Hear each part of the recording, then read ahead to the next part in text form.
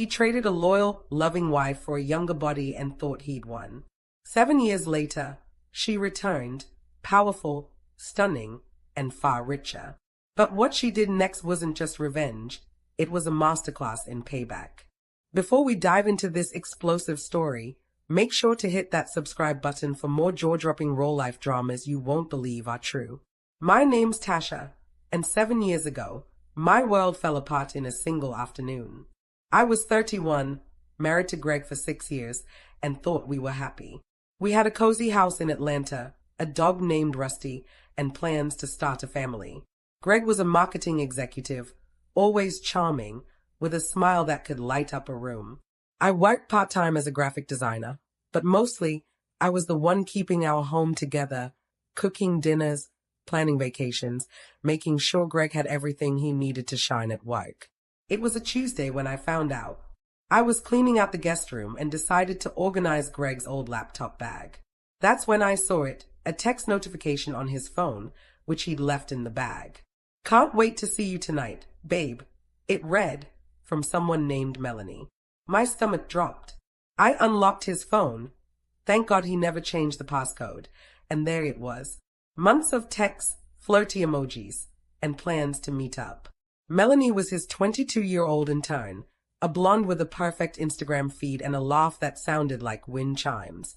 I waited for Greg to come home. When he walked in, I held up the phone, my hand shaking. "Who's Melanie?" I asked. His face went pale, then red. Instead of apologizing, he got angry. "You're snooping now? Maybe if you weren't so boring, I wouldn't need to look elsewhere."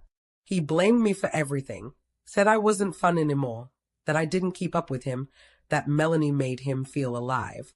I stood there, tears streaming down my face, as he packed a bag and left. The next week was a blur. Greg filed for divorce, and his lawyer was ruthless. He claimed I hadn't contributed enough to our marriage since I worked part-time. I didn't have the money to fight him in court, so I ended up with almost nothing, just a few $1,000s in my old car. The house went to Greg, and I heard Melanie moved in before the ink on our divorce papers was dry. Friends tried to comfort me, but I could see the pity in their eyes. "How could he do this?" they'd whisper. I didn't have an answer. I spent nights crying myself to sleep, replaying every moment of our marriage. Was I really boring? Had I let myself go? I looked in the mirror and saw a woman I didn't recognize, tired eyes, messy hair, and a heart that felt like it would never heal. Greg had taken everything, my home, my confidence, my future.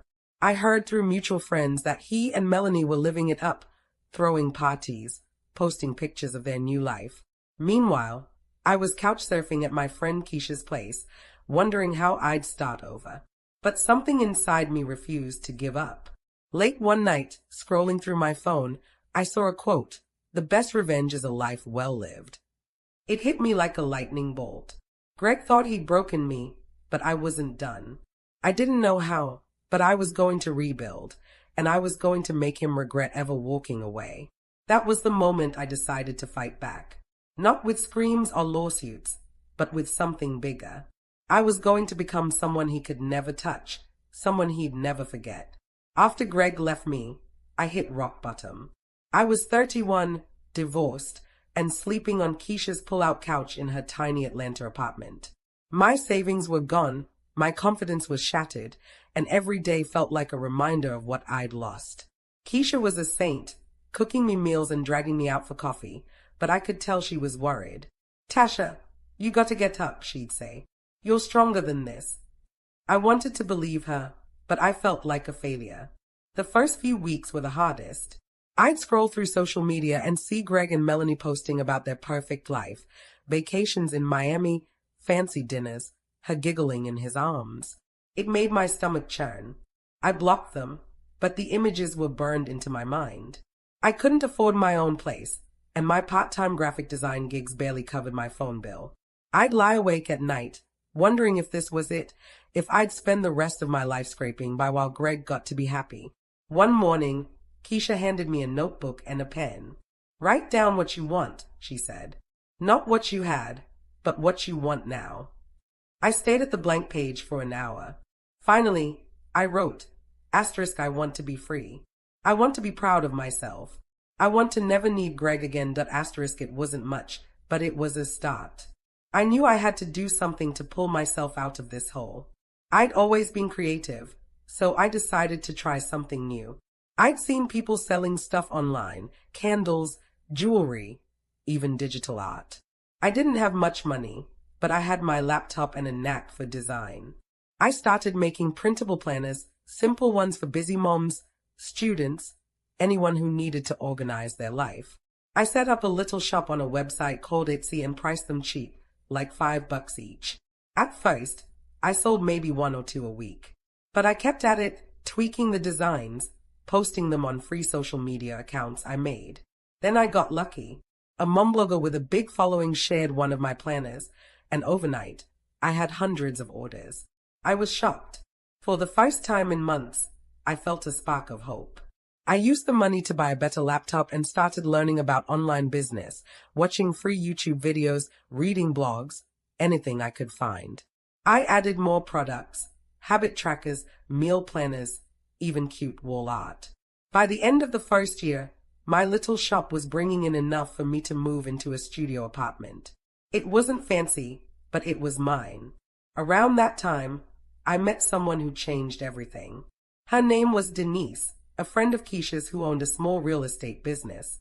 She was in her 50s, sharp as a tack, and took me under her wing.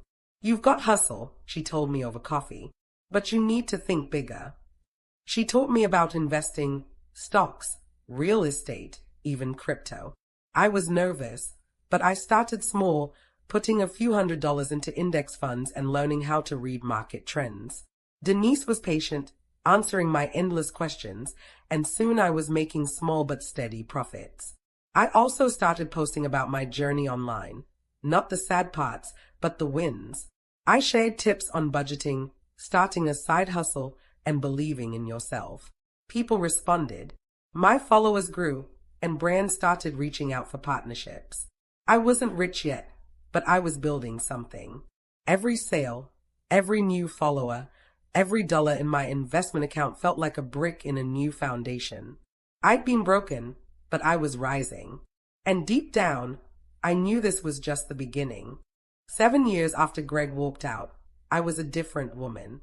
At 38, I wasn't just surviving, I was thriving. My little Etsy shop had grown into a full-blown business, with a luxury skincare line that sold out in minutes. I owned 3 rental properties in Atlanta, a penthouse downtown, and a portfolio of investments that made my accountant smile. I'd built a following online, too, hundreds of thousands of women who saw me as proof you could start over and win. I was Tasha, the woman who turned heartbreak into an empire. I decided to move back to Atlanta after years of traveling for business. I'd been gone long enough that the city felt new, but the memories of Greg and Melanie still lingered. I wasn't the same Tasha who'd left, though. I walked into rooms now with my head high, dressed in tailored blazers and heels that clicked with purpose. My skin glowed from my own products, and my curls bounced like they had a life of their own. People noticed. Strangers would stop me in coffee shops, saying, "Are you that skincare lady from Instagram?" I'd smile and nod, loving every second of it. My return wasn't just about settling back in. I had a mission. I'd heard whispers about Greg through old friends. His life wasn't so shiny anymore. I didn't know the details yet, but I knew I wanted to see it for myself, not out of spite, but curiosity. Had he gotten everything he wanted when he left me? Or had the universe balanced the scales? I started by rebuilding my life in the city. I bought a sleek office space for my skincare brand, hired a small team, and launched a new product line that got featured in a major magazine. My days were packed, meetings with investors, photo shoots, speaking at women's conferences. I was invited to galas, charity events, and even a local TV show to talk about entrepreneurship. Everywhere I went, people wanted to hear my story. I kept it vague, saying I'd been through tough times and learned to bet on myself. But inside, I was thinking of that night on Keisha's couch when I decided to fight back. One afternoon, I was at a networking event in Buckhead, sipping a glass of wine, when I saw a familiar face across the room. My heart skipped a beat. It was Greg. He looked different. Older, for sure. His hair was thinning, and his suit was wrinkled, like he'd worn it too many times. He was talking to a group of men, but his smile was forced, his eyes darting like he was trying to impress them. I stood there, frozen, as memories flooded back. The last time I'd seen him, he was yelling at me, blaming me for his cheating. Now, here he was, a shadow of the man I'd loved. I didn't approach him. Instead, I watched. He didn't notice me, which was perfect. I wanted to stay invisible for now. Later, I asked a friend who knew him what was going on. She spilled everything. Greg's marriage to Melanie was over. They'd split a year ago after constant fights. His marketing firm had tanked during a bad economy, and he'd lost most of his money. He was living in a rented house, scraping by on freelance gigs, and telling anyone who'd listen that life had screwed him over. I should have felt happy, but I didn't. Not yet. What I felt was power. I'd spent years building myself up, while Greg had fallen apart. But I wasn't done. I didn't want to just be better than him. I wanted him to know it. Not through words, but actions. I started thinking about how to make that happen. I wasn't cruel, but I was strategic. Greg had taken everything from me once. Now, I was going to take back what was mine, and more. I couldn't stop thinking about Greg after seeing him at that event. He looked like a man who'd lost everything. His charm, his money, his confidence. Part of me wanted to walk away and let him drown in his own mess. But another part, the one that remembered crying on Keisha's couch, wanted him to see what I'd become. Not just see it, feel it. I wasn't after petty revenge. I wanted something bigger, something that would hit him where it hurt. A few weeks later, fate gave me an opening. I was at a coffee shop, scrolling through my phone, when Greg walked in. He didn't see me at first, but I saw him, worn-out sneakers, a faded polo, and bags under his eyes. He ordered a black coffee, the cheapest thing on the menu, and sat at a corner table, staring at his laptop like it was his last lifeline. My heart raced. This was my chance. I smoothed my dress, grabbed my latte, and walked over. "Greg," I said, my voice calm but warm, like we were old friends. He looked up, confused, then his eyes widened. "Tasha," he stammered. I smiled, sliding into the chair across from him without asking. Up close, he looked even worse, unshaven, with a nervous twitch in his hands. "It's been a while," I said, sipping my coffee. He fumbled for words, saying how good I looked, how he'd heard I was doing well. I kept my answers short, letting him talk. He rambled about his life, Melanie leaving him, his business failing, how nobody gave him a chance anymore. "It's tough out there," he said, like he was the victim. I nodded, pretending to care, but inside, I was taking notes. He was broke, desperate, and living in a rented house he could barely afford. Perfect. Before I left, he tried to play the nostalgia card. "We had some good times, didn't we?" he said, leaning forward with that old charming smile. I laughed softly, not because it was funny, but because he thought he could still pull me in. "Take care, Greg," I said, standing up. I left him sitting there, watching me walk away in my designer heels. That night, I called Denise, my mentor. She taught me how to play the long game in business, and I needed her advice. "I want to make a move," I told her. "Something big." I explained everything, Greg's downfall, his rented house, his old business that was now a shell of itself. Denise listened, then said, "You don't just want to win, Tasha. You want to own the board." She was right. I got to work. First, I had my lawyer set up a shell company, something Greg would never trace back to me. Through it, I contacted the owner of the house he was renting. The landlord was eager to sell. He was moving out of state. I bought the house in cash, no questions asked. Next, I looked into Greg's old marketing firm. It was barely hanging on, owned by a holding company that was bleeding money. I made an offer they couldn't refuse and snapped it up. In a matter of weeks, I owned the two things Greg thought were his home and his legacy. I didn't stop there. I had my team dig into his freelance gigs. He was pitching to small clients, begging for scraps. I reached out to a few of them through my network, offering better deals from my own contacts. One by one, they dropped him. I wasn't cruel about it, just business. Greg had no idea I was behind any of this. To him, it was just more bad luck. I waited for the right moment to tighten the screws. I wasn't in a rush. Every step was calculated, every move deliberate. Greg thought he'd broken me 7 years ago. Soon, he'd learn how wrong he was. Everything was in place. I owned Greg's rented house, his old business, and had quietly cut off his freelance gigs. He didn't know I was behind it, and that was the point. I wanted him to feel the walls closing in before he ever saw my face. This wasn't about screaming or gloating. It was about showing him what happens when you underestimate someone like me. I started with the house. Through my shell company, I sent Greg an eviction notice. It was simple, professional. The property had been sold, and he had 30 days to vacate. I didn't sign my name or give any hints. I heard through a mutual friend that he was frantic, calling realtors, begging for extensions. The landlord, who now worked for me, just shrugged and said, "New owner's orders." Greg had nowhere to go. His credit was shot, and rentals in Atlanta weren't cheap. I didn't feel bad. He'd taken our home 7 years ago and left me with nothing. This was just balance. Next came his old business. I'd bought the remains of his marketing firm for pennies, but I didn't want to run it. I wanted to bury it. The company still had a few clients, mostly small businesses Greg had once charmed. I had my team reach out, offering them better services through my own network. Most jumped ship within days. Then I shut the firm down, liquidating its assets and wiping its name from existence. Greg had built that company with his ego, and now it was gone, like it never mattered. I kept tabs on him through friends who still saw him around. He was unraveling, drinking too much, snapping at people, telling anyone who'd listen that the world was against him.